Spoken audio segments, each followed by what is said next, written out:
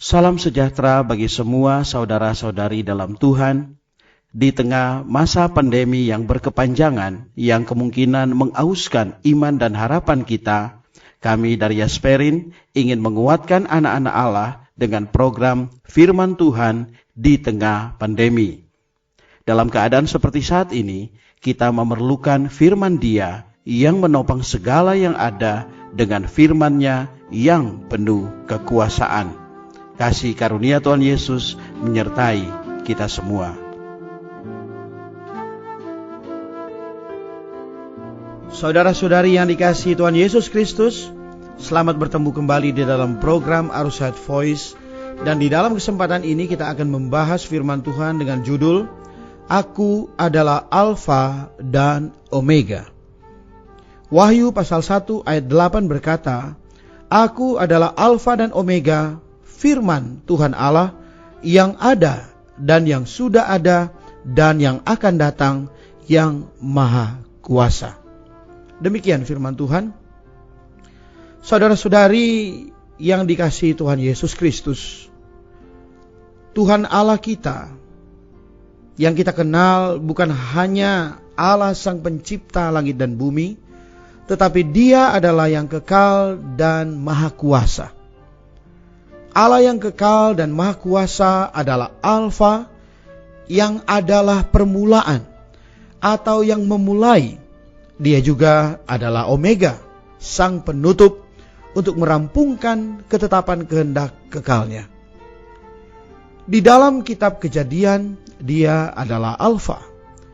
Tetapi kini di dalam kitab Wahyu, Dia adalah Omega. Apa saja yang dimulainya, pasti dirampungkannya atas pemerintahan. Sejak dahulu Dia telah memulai pekerjaan yang bersifat universal, sekarang masih sedang berlanjut, dan kelak pasti akan rampung sempurna. Saudara-saudari yang dikasihi Tuhan, setiap nama yang Allah gunakan dalam Alkitab masing-masing memiliki arti. Ketika Allah mewahyukan namanya sendiri berdasarkan situasi yang berbeda-beda di dalam interaksinya dengan umatnya.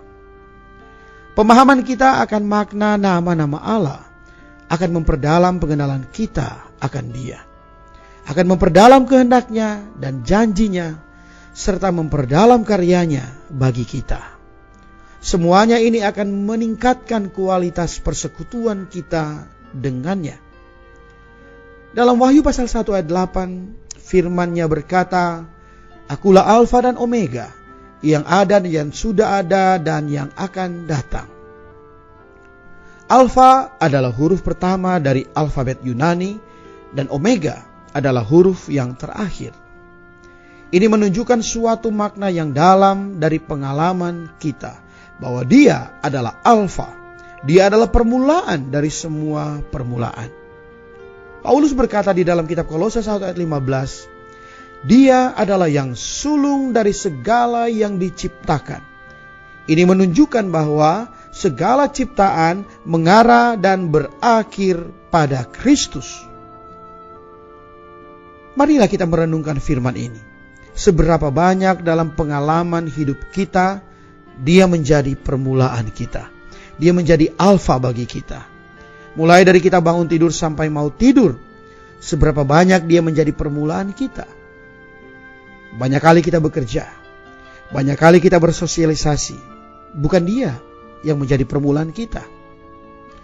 Banyak orang yang menjadi permulaan hidupnya adalah sosial media.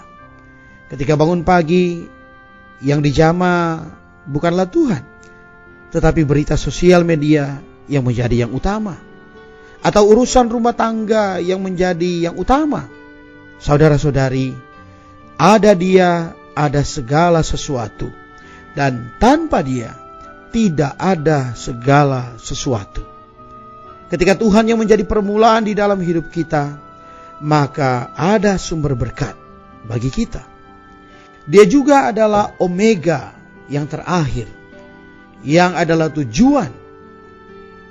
Puji Tuhan, Dia bukan hanya Alfa, Dia juga adalah Omega, yaitu yang akhir. Ada Dia, ada tujuan. Saudara-saudari, tanpa Dia di dalam hidup kita, sungguh hidup kita tidak ada tujuan, bahkan tidak memiliki makna. Meskipun kita memiliki harta, meskipun kita memiliki kedudukan, kita memiliki segalanya, tetapi tanpa Dia, segala sesuatu tidaklah bermakna.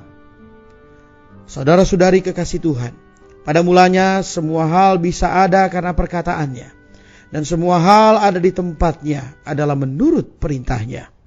Dia yang sekarang berbicara dan bersaksi juga adalah Dia yang pernah berbicara.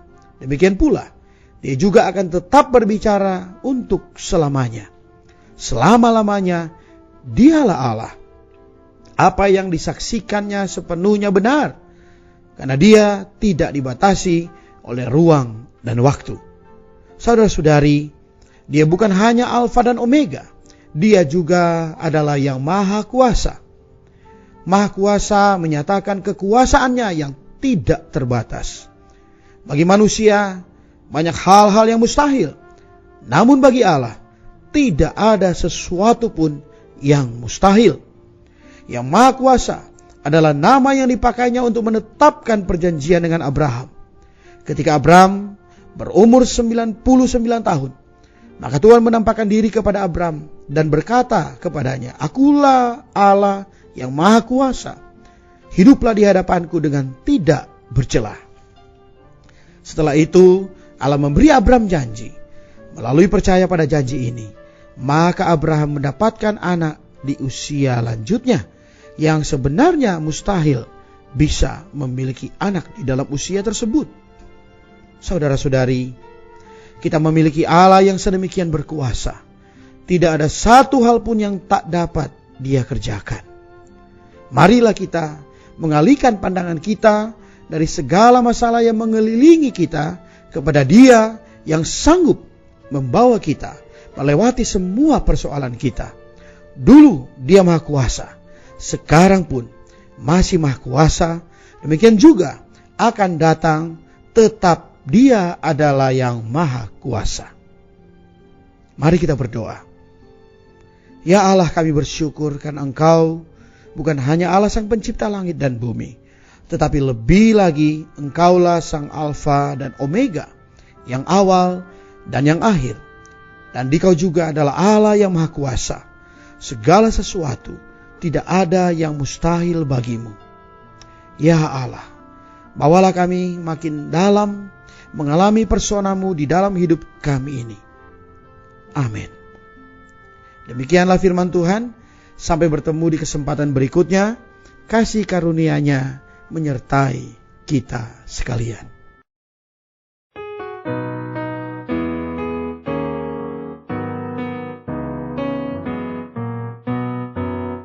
Oh Tuhan, Kaulah Alfa, Kau juga Omega.